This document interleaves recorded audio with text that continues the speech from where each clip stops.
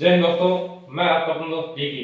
तो आप सभी दोस्तों का सोल्जर फिजिकल अकेडमी में हार्दिक स्वागत है।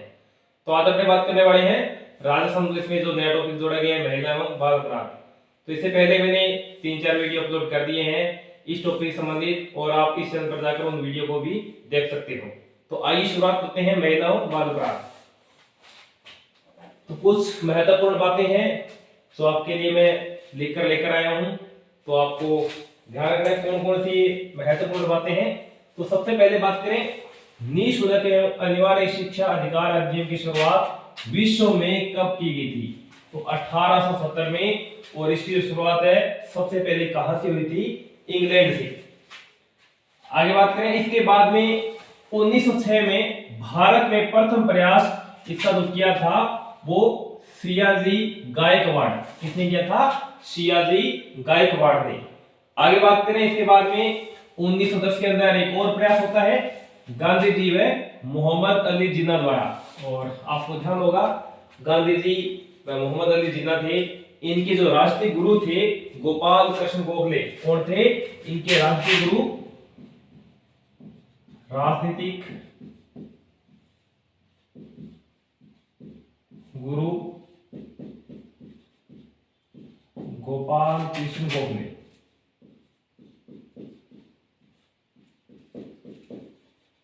तो ये भी आपको ध्यान रखना है कि गांधी जी और जिला के राजनीतिक गुरु कौन थे?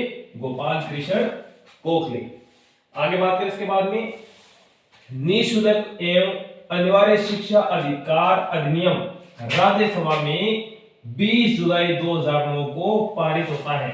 कब होता है राज्यसभा में? 20 जुलाई 2009 को। और यही लोकसभा में पारित हुआ था 4 अगस्त 2009 को। तो आपको ध्यान रखना है निःशुल्क एवं अनिवार्य शिक्षा अधिकार अधिनियम राज्यसभा में पारित 20 जुलाई को, और लोकसभा में 4 अगस्त 2009 को होता है। आगे इस अधिनियम को राष्ट्रपति प्रतिभा पाटिल द्वारा मंजूरी मिली 26 अगस्त 2009 को। तो सबसे पहले राज्यसभा में पारित 20 जुलाई, लोकसभा में 4 अगस्त को, और उसके बाद राष्ट्रपति प्रतिभा पाटिल द्वारा मंजूरी कब मिलती है? 20 अगस्त 2009 को। और मंजूरी के बाद में ये जो लागू हुआ था 1 अप्रैल 2010 को। मंजूरी के बाद में यह लागू कब होता है? 1 अप्रैल 2010 को। मोस्ट इंपोर्टेंट दोस्तों ध्यान रखना कि मंजूरी के बाद कब लागू होता है? 1 अप्रैल 2010 को, लेकिन जम्मू कश्मीर व राजस्थान को छोड़कर। आगे बात करें इसके बाद में 29 मार्च 2011 में विधानसभा में संशोधन के बाद राजस्थान में पारित हुआ। क्या है? 29 मार्च 2011 में विधानसभा में संशोधन के बाद राजस्थान में पारित होता है यह अधिनियम, और पारित के बाद राजस्थान में लागू हुआ था 1 अप्रैल 2011 को। कब होता है? 1 अप्रैल 2011 को। दोस्तों वेरी मोस्ट इंपोर्टेंट ध्यान रखना कि पारित के बाद राजस्थान में कब लागू होता है? 1 अप्रैल 2011 को। इसके बाद में बात करें संविधान संशोधन 1986 के तहत 1 दिसंबर 2002 को संविधान संशोधन में 6 से 14 वर्ष के बालकों के लिए अनिवार्य निःशुल्क शिक्षा लागू की गई। तो क्या लिखा है?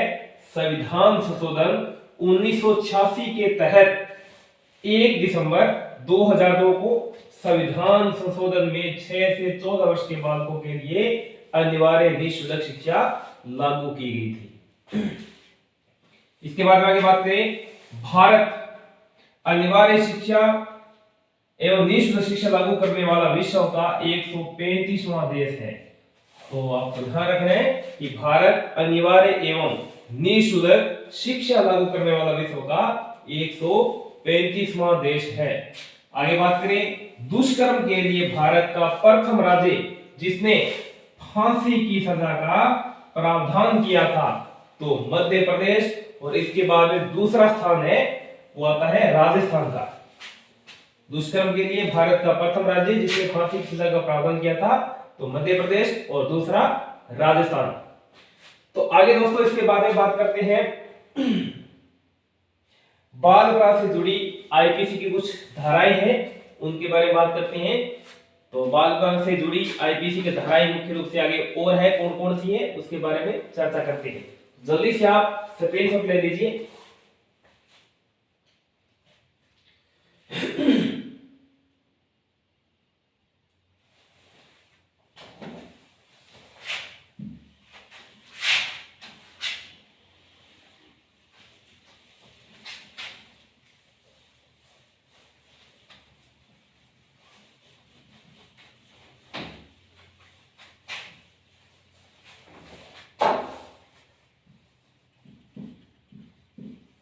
बाल अपराध से जुड़ी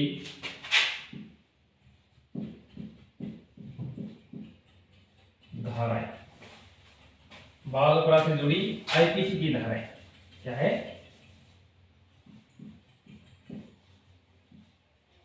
आईपीसी की धाराएं। तो बाल अपराध से जुड़ी आईपीसी की धाराएं हैं, उसके बारे में पढ़ते हैं। तो आईपीसी मैंने आपको बताया क्या होता है, इंडियन पेनल कोड। क्या होता है? इंडियन पेनल कोड यानी भारतीय दंड संहिता। और इसके अंदर क्या बताया गया है, यानी कोई भी अपराधी अगर अपराध करता है तो इन्हें इन धाराओं के अंतर्गत क्या है, सजा का प्रावधान बताया गया है। तो इंडियन पेनल कोड यानी भारतीय दंड संहिता, और इसके अंतर्गत क्या है, अपराधी को क्या है, धाराओं के अंतर्गत सजा का प्रावधान बताया गया है। तो सबसे पहले बात करें धारा 326। कौन सी है? धारा 326। तो धारा 326 में क्या बताया है, किसी व्यक्ति द्वारा अगर रासायनिक पदार्थ या तेजाब का उपयोग किया जाता है और किसी व्यक्ति पर छिड़क दिया जाता है तो वह क्या है, अपराध माना जाएगा। क्या है? किसी व्यक्ति द्वारा रासायनिक पदार्थ या तेजाब के द्वारा अगर किसी को नुकसान पहुंचाया जाता है तो वह क्या है, अपराध माना जाएगा। क्या है? वह अपराध माना जाएगा। तो लिख लेता हूं मैं धारा 326, किसी व्यक्ति द्वारा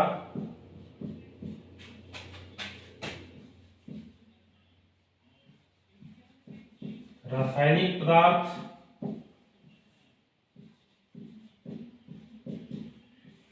या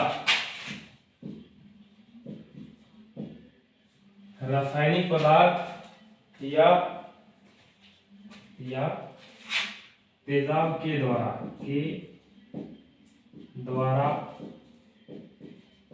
किया जाने वाला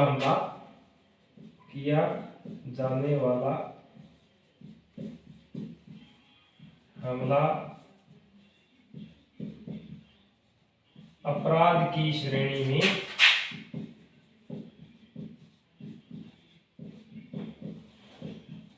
माना जाएगा। तो क्या मैंने आपको बताया, धारा 326 क्या कहती है कि किसी व्यक्ति द्वारा रासायनिक पदार्थ या तेजाब के द्वारा किया जाने वाला हमला अपराध की श्रेणी में आता है। और अगर वह ऐसा कार्य कोई व्यक्ति करता है तो उसे 10 साल की सजा का प्रावधान है। तो इसमें सजा कितने साल की होगी? 10 साल की सजा का प्रावधान है। तो जल्दी से उतारिए।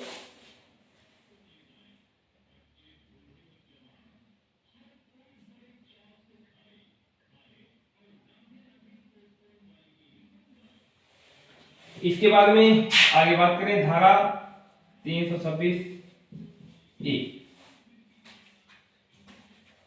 तो ये जो रासायनिक पदार्थ या तेजाब है तो इससे नुकसान होता है। अगर किसी व्यक्ति को ये पता है कि इन चीजों से नुकसान होता है और जानबूझकर किसी पर इन पदार्थ से क्या हमला कर दिया जाता है तो भी उसी क्या है, सजा का प्रावधान है।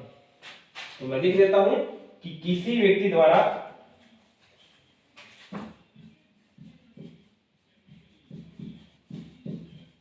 रासायनिक पदार्थ या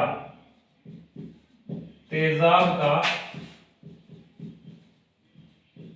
पता होने पर भी, रासायनिक पदार्थ या तेजाब का पता होने पर भी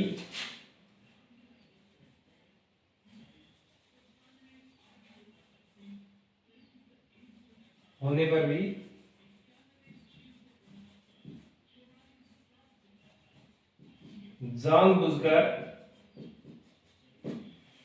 किसी पर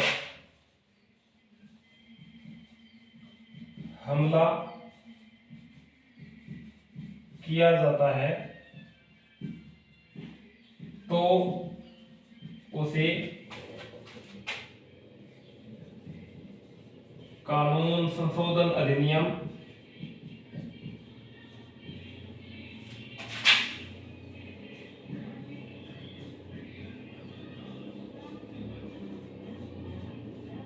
2005 के तहत 2005 के तहत आजीवन कारावास की सजा का प्रावधान है। तो मैंने आपको बताया है कि धारा 326 से क्या कहता है कि रासायनिक पदार्थ या तेजाब का पता होने पर भी जानबूझकर किसी पर हमला किया जाता है तो उसे कानून संशोधन अधिनियम 2005 के तहत आजीवन कारावास की सजा भी हो सकती है। तो जल्दी से उतारिए।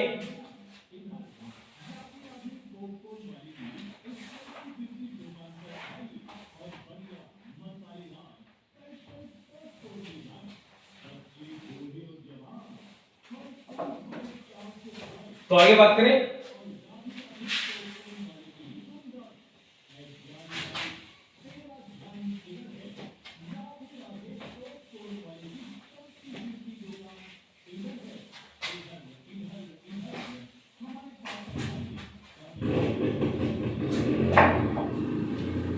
धारा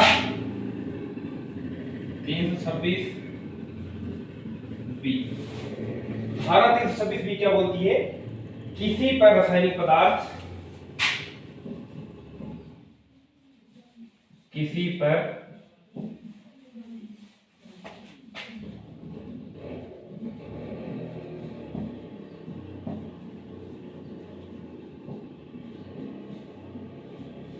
तो धारा 326 बी क्या बोलती है?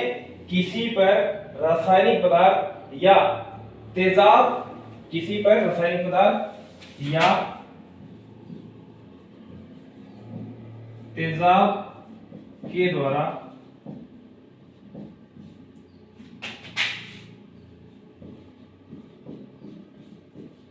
हमले का प्रयास, क्या है? हमले का प्रयास किया जाता है तो उसे कम से कम 3 साल और अधिकतम 7 साल की सजा का प्रावधान है। तो न्यूनतम 3 साल और अधिकतम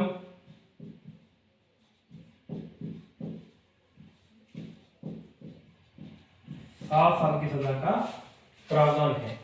तो मैंने आपको बताया कि धारा 326 बी क्या कहती है कि किसी पर रासायनिक पदार्थ या तेजाब के द्वारा हमले का प्रयास किया जाता है तो उसे न्यूनतम 3 साल और अधिकतम 7 साल की सजा का प्रावधान है। तो जल्दी से उतारिए। तो आगे बात करते हैं धारा 166। क्या है धारा 166? धारा 166, ये भी बी है, ध्यान रखना, 166 बी। तो 166 बी क्या बोलती है कि यदि कोई पीड़ित डॉक्टर के पास जाता है और डॉक्टर इलाज करने से मना कर देता है तो उसे सीआरपीसी की धारा के तहत, सीआरपीसी धारा 357 ग के तहत उसे 1 साल की सजा का प्रावधान है। तो 166 बी क्या है?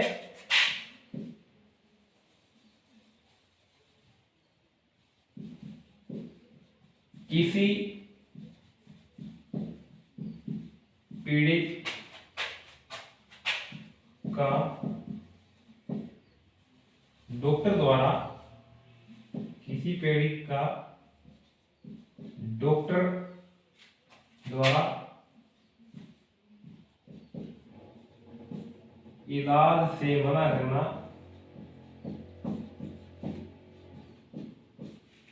तो सीआरपीसी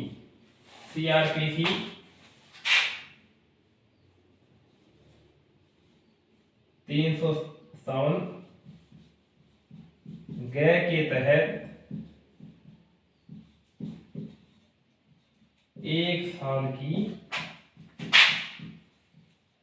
सजा, 1 साल की क्या है, सजा है। तो मैंने आपको बताया 166 बी क्या बोलती है कि किसी पीड़ित का डॉक्टर द्वारा, किसी पीड़ित का डॉक्टर द्वारा इलाज से मना करता है तो धारा 300 ग के तहत उसे 1 साल की सजा का प्रावधान है। तो ये सीआरपीसी की धारा है 357 ग, क्या है 357 ग, और इस धारा के तहत क्या उसे, उस डॉक्टर को यानी जो दोषी डॉक्टर है उसे 1 साल की सजा का प्रावधान किया गया है। तो आज यहां तक पढ़ेंगे, जितना मैंने आपको पढ़ाया है सभी महत्वपूर्ण बातें हैं, और 3-4 धाराएं भी बताई है बाल अपराध से जुड़ी जो कि आईपीसी की धाराएं हैं।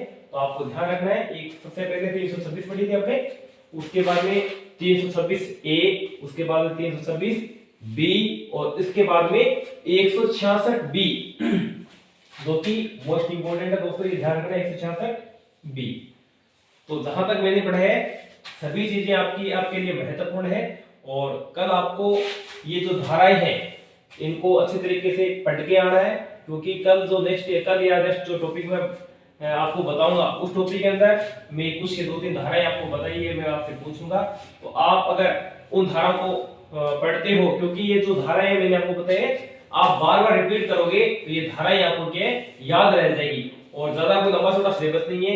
आपके राजस्थान पुलिस में जो टॉपिक जोड़ा गया है ये मात्र ये 10 पेज है, और 10 पेज आपने पढ़ लिए तो आपके 10 नंबर है वो एकदम पक्के हो जाएंगे। तो ये 10 नंबर आपको पक्के करने हैं। तो जो भी वीडियो अपलोड करता हूं उन वीडियो को आप जाकर जरूर देखें, और इस चैनल पर आप इससे पहले मैंने 3-4 वीडियो और डाल रखी हैं, और उनसे इस टॉपिक संबंधित उन वीडियो को भी आप जाकर देखें। तो ठीक है, सभी को वंदे मातरम, जय हिंद।